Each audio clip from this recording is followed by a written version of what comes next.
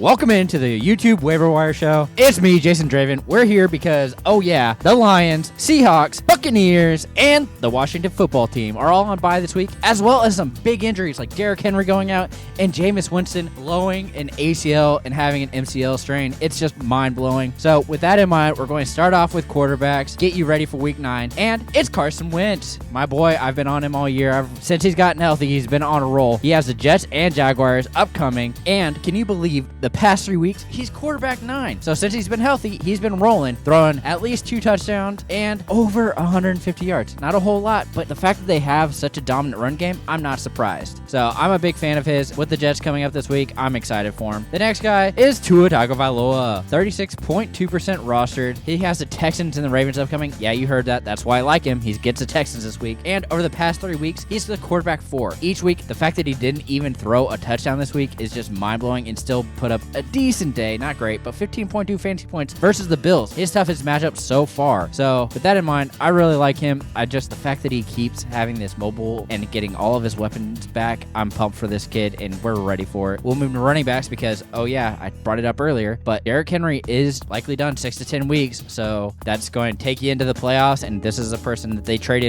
picked up, not traded for, and Adrian Peterson. He's 0.1% rostered currently. He has the Rams and Saints upcoming. Not great. Those are tough matchups, but Darrington Evans is on IR. Jeremy McNichols comes in. He will probably be the guy who sees a majority of the work to start off, but I will not be surprised if AP gets a lot of work. He's likely going to see 20 carries a week, and with that in mind, he's looking at 60 to 75 yards and likely going to see the end zone. So with that in mind, I'm a big fan of his and think he can easily end up as an RB2 on the end of the year. The next guy is more of a pass catcher, and it's Ty Johnson, 26.3% rostered. He has the Colts and Bills upcoming. Pretty tough matchups again, but over the past 3 weeks, running back 29. In week 5, went for 11.4 fantasy points. Week 7, 13.1 fantasy points. However, it's really come on with Michael Carter this week, and both of them just exploded being top backs. Ty Johnson, 19.6 fantasy points this past week, and the fact that this is always going to be a competitive game, they're going to be using him a lot, and he's just going to continue to get work. So I'm ready for him, and I'll say it now. Hey, Jack, you got it right. This is definitely going to be a guy that you want towards the end of the year. We'll move into wide receivers, and it's a guy 31.2% rostered. It's Jamison Crowder. Okay, he has the Colts and Bills. Again, tough matchups, back-to-back Jets here, but week 7, 7.4 fantasy points. Week 8, 16.4 fantasy points. The reason this all happened is because Corey Davis was out this past week, and the fact that he has been limited. So when Corey Davis is getting tough coverage, Jamison Crowder is going to be the guy that sees a lot of targets. He is able to do a lot with the 5 games that he's actually played, including the bye. He is wide receiver 36 this year. The next guy, you should have already picked him up, but most people probably dropped him this past week coming off of a bye. It's Rashod Bateman, 19.5% rostered, has the Vikings and Dolphins upcoming. He did come off IR in week 6, started, got the most targets that week, went 4 for 6 for 29. Not great, but like I said, he started and saw the most looks. So 6.9 fantasy points, not bad. Next week, even worse. He went 3 for 6. Not great. However, 80 yards and put up 11 fantasy points. So with that in mind, I think he's going to start seeing more and more targets, and he had a bye to really get into Jackson's view and get a lot of usage. So I'm excited for him. With those 2 weeks of play, he's wide receiver 43 in those 2 weeks. So I'm excited for him. Let's see. We'll move into the tight ends. We talk about people that I just love this year, and it's Pat Freiermuth, 8%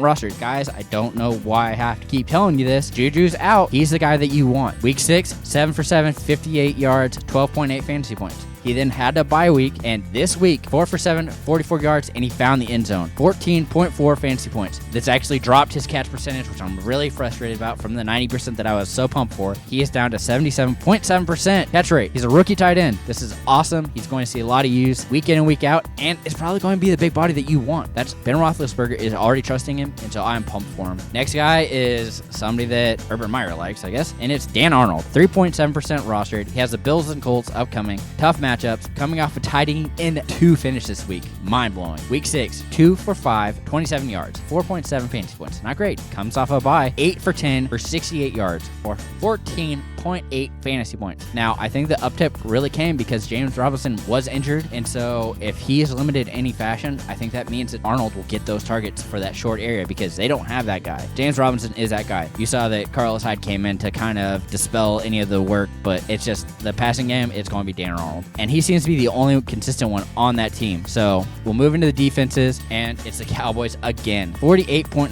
rostered. I know. They looked pretty bad this past week, but still, 4 fantasy points against the Vikings. Week before the bye, 13 fantasy points versus the Patriots. They get the Broncos and Falcons, who Broncos just gave up Von Miller. This defense is going to be struggling, and I think the Cowboys is going to be able to pick it up. And the 4 fantasy points came up without Dak as quarterback, so they weren't able to drive up like they normally do to put up points. So Cooper Rush did a great job, but without Dak to really take time off the clock and really allow the Cowboys to rest, it made it tough. Important fact here, 8th best defense on the year so far. Mind-blowing. This team is playing out of their mind, and I'm excited for them to have some great matchups moving on. We'll go to the next team that I like for defense, and it's the Dolphins. 11.7% rostered. They get the Texans and Ravens. You see why I want you guys to have them, is they're playing the Texans, who Davis Mills looks fine, and Tyrod Taylor is still dealing with injury, so I'm not sure who's going to be starting, but I'm pretty sure that they're going to stick with Davis Mills moving forward. With that in mind, I think that this team can definitely force the hand of the Texans and really cause them to struggle. The Dolphins have put up 3 fantasy points against the Jaguars, not great. 3 fantasy points against the Falcons, who have really started to come on, and of course, -1 fantasy points against the Bills. Not super. However, the Texans are really struggling when it comes to their offense, and you saw the Rams just demolish them, and it took a lot of it to the second, well, even like the second half of the fourth quarter, but this team was down the entire game and really came back in the second half from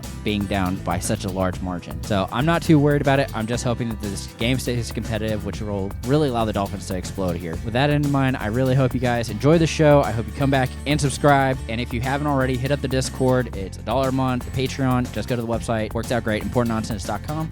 And until next week, remember to keep up the nonsense.